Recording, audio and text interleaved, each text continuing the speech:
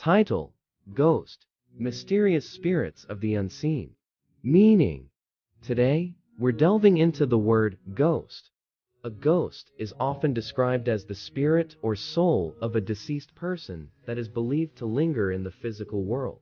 It's a term that evokes feelings of mystery and the supernatural.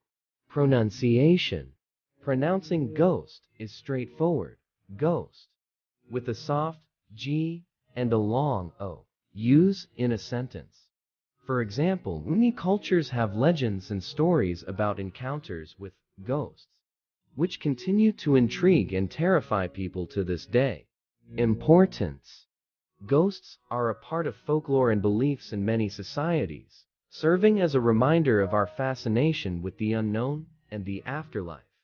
Conclusion: in summary, ghost is a word that conjures images of the supernatural and the mysteries of life and death. Thanks for joining us today on your channel name.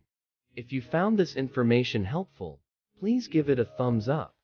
And don't forget to subscribe for more educational and informative content. Stay tuned for our next word exploration. Until then, continue to explore the enigmatic world of ghosts in our culture and imagination.